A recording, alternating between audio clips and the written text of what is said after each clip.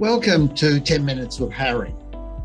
We have been discussing Wenckebach AV block, and we've looked at the whole spectrum of the condition. Firstly, we talked about the footprints. And at the last one, I talked about the clinical aspects in regard to the electrocardiogram.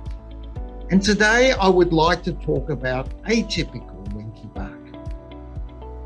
Before starting, I would like to talk about the absolute defining footprint that allows us to recognize Wenckebach on an ECG. The PR interval is longest immediately before the drop beat.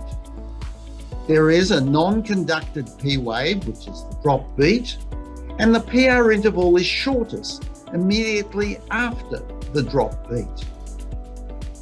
By recognizing these three features, we understand how to see and diagnose Wenckebach on the electrocardiogram. This is because most Wenckebach is actually quite atypical. So let us now start with atypical Wenckebach, and 15% at the most of Wenckebach sequences are the typical ones where I showed you earlier that there is an increasing PR interval and a drop beat, and that within that sequence, there is a shortening of the R to R interval. This doesn't happen that often. And 85% at least of Wenckebach sequences are atypical. We don't always see the lengthening PR intervals, but what we need to see are those three features that I just spoke to you about. That is the longest PR interval before the drop beat, and then the shortest PR interval. So let us have a look at this electrocardiogram. Here, it is atypical because the PR interval is increasing before it has the drop beat. But note that between the first and the second PR interval is only 20 millisecond difference. And then there is, at the last one, a major increase in the PR interval, again occurring in the middle of the night. And then there is the drop beat going back to a very short PR interval. Why does this occur? Well, it's probably vagal. Here is another one. Again, at nighttime, the PR interval is longest before the drop beat, then is shorter again, as you can see, with sequences continuing. But in the sequence I've shown you with the yellow highlight, there are two drop beats. Again, we ask ourselves, why should this occur? It occurs with sinus slowing. You can see that the sinus waves with the arrow, sinus beats with the arrows are shortening so that the two blue ones are the shortest period. Again, this is vagal, and we call this vagal hypertonia. But vagal hypertonia is an exaggerated vagal response, usually at night. The right vagus nerve innervates the sinus node, and the left, the AV node, and it does this via adjacent ganglia. For instance, for the sinus node, the ganglia lie in the superior vena cava and then a little lower around the sinus node. There is an enormous amount of cross-innervation between the ganglia that innervate these two nodes. So it's not really true to say that one does one node and others do the other. But nevertheless, this works well clinically, because on the ECG, we may have sinus bradycardia, we may have first-degree AV block, we've got second-degree AV block, usually Wenckebach AV block, and then asystole and ventricular standstill. All of these occur with vagal hypertonia, for the same reason that the vagus nerve is innervating the sinus node as well as the AV node. Here is a case of vagal hypertonia with Wenckebach. The longest PR interval is shown, the shortest, and then there is a drop beat. But look at the 2.8 second pause that occurs as a result of this. And you can see that there is a mixture of both sinus innervation as well as AV nodal innervation causing this appearance. It may even get worse with nocturnal sinus arrest terminating or involving itself in the Wenckebach sequence. But there is no P wave in this situation. There is just asystole. Junctional escape beat terminates a Wenckebach AV sequence, means that it doesn't fit the absolute criteria. But looking at this ECG, we can diagnose Wenckebach AV sequence. You can see the longest PR interval lies before the drop beat, and then we have a junctional escape beat. Within that, you can see the P wave, and it is, of course, refractory. So, of course, this is another drop beat. Another way of interpreting this ECG is that the first drop beat, the solid blue arrow, has a conduction to the so-called junctional escape. But I would prefer to say that there are two drop beats in this situation, the second one being as a result of a refractoriness from the ventricular QRS of the junctional escape. Here we can see sequences which are occurring without an obvious pause. What is going on here? Well, so let's look at the sinus P waves, and we can see that there is a very significant PR interval in the second one, and then so we have a drop with the longest PR interval, the shortest PR interval, and then there are drop beats which occur within the QRS. As a result of this very long PR interval, we can see that the actual R to R intervals are almost regular.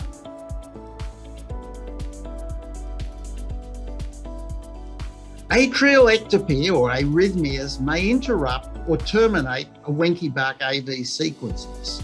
Have a look at this ECG. We can see that there is sinus rhythm, a typical classical type of appearance with the Wenckebach, but the drop beat is not a sinus beat, but rather an atrial ectopic.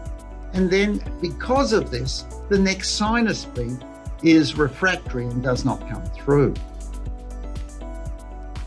It may be concealed non-conducted atrial bigeminy, and this gives this rather bizarre looking ECG, but no drop beats. But if we look carefully, we can see that there is a Wenckebach sequence and that the green arrows show that there is a slight difference in the T wave, and this is because the P wave of an atrial ectopic sits there.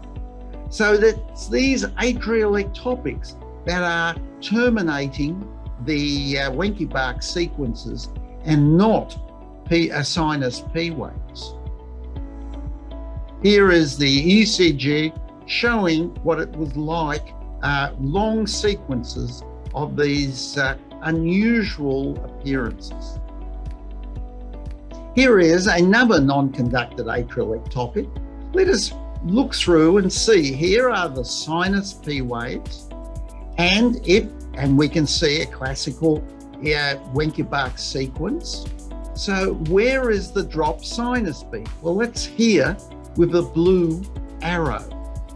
Following that though, there is a non-conducted atrial ectopic in the yellow highlight. And this extends the delay. And again, it's occurring at 4 o'clock in the morning.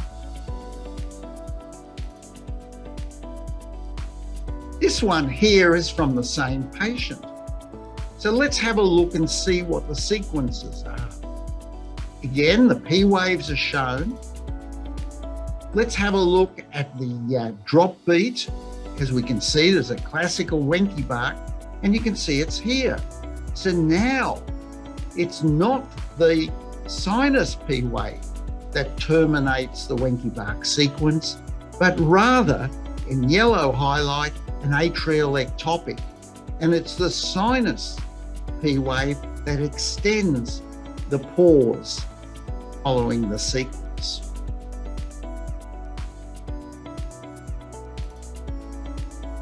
Here is a low atrial rhythm, or an ectopic atrial rhythm more accurately, run with a Wenckebach AV sequence within it. And you can see here that we have this run.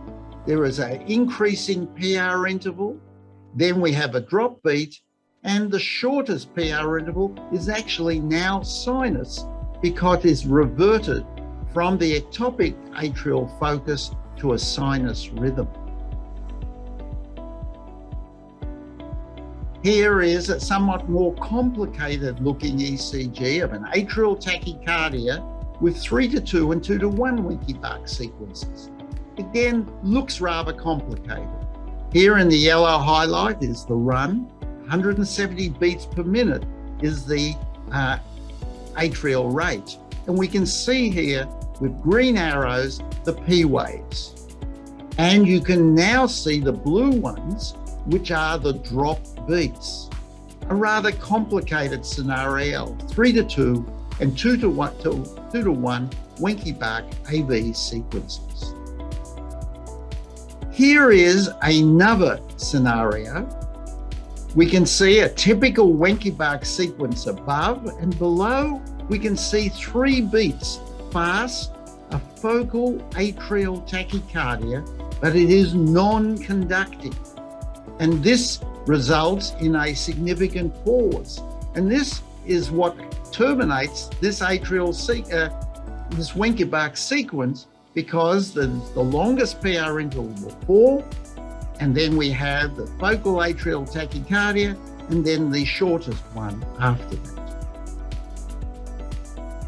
Atrial pacing can occur with Wenckebach AV block. This is a patient, a young patient with a atrial pacemaker, not a ventricular one. And you can see the classical atrial pace beats followed by a increasing PR interval with a dropped beat.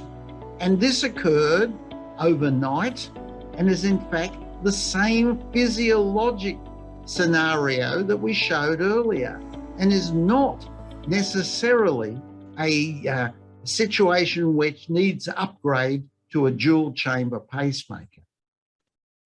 Of course, we would if the patient was symptomatic.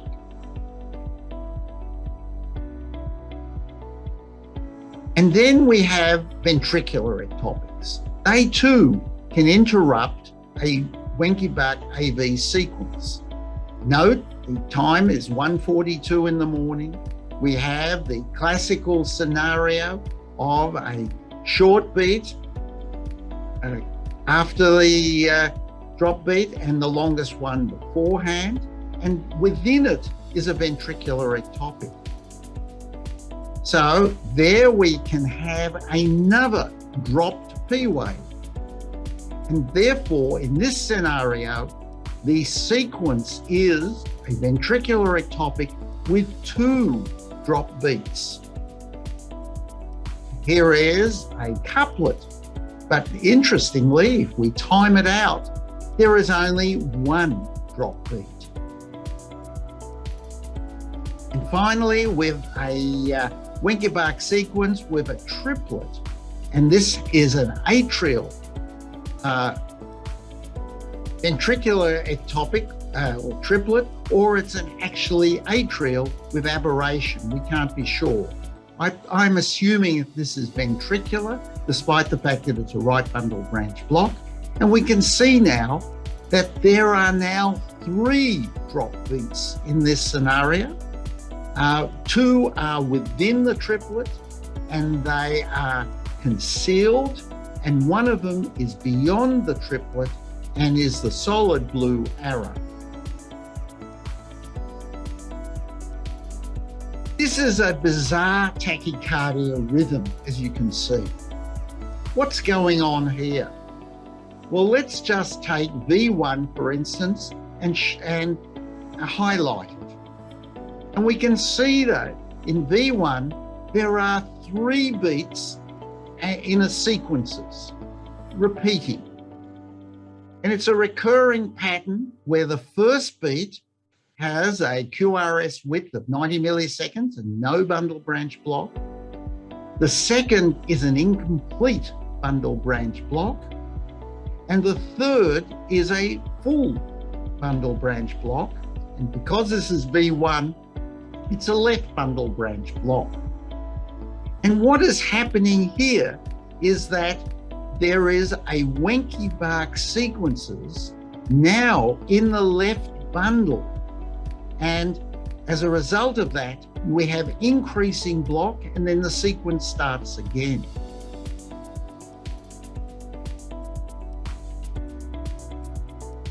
And finally, an alternating Wenckebach AV block sequence. What do I mean by alternating?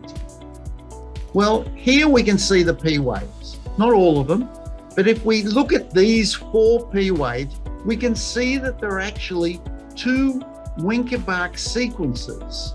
That is a prolonged PR interval, getting longer again, and then there is a short again, and then there is another longer one, and then there are drop beats.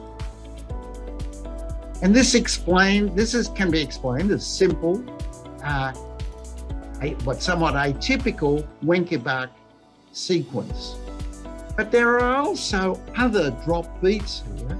And if we look within this sequence, we can see that there are P waves with the yellow highlight that do not conduct at all, complete block. So we have a sequence with the yellow highlight that terminates in a drop beat, and then there is no secondary drop beat, but rather the sequence starts again. And this is called alternating Wenckebach AV block. It's a multi-level block, one occurring, of course, at the AV node and the other occurring more distally. In this situation, narrow QRS, but it can occur with a bundle branch block, and there are reported cases of syncope and death. And so this looks sinister, and in fact does require permanent pacing. And a reverse Wenckebach block has also been reported. And here we can see this shortening of the PR interval, but no drop beat. And these sequences occur, and they're a sequential shortening of a PR interval, no drop beat, the RR interval longest at the beginning, and the RR intervals exclude complete heart block because of the irregularity. And this is said to be a decreasing block during phase 4 depolarization. And there have been reports of this with AV block and disease of the His-Purkinje system and bundles requiring pacing. However, I have seen this on a number of occasions in a somewhat more non-sinister scenario, and I regard them possibly as innocent.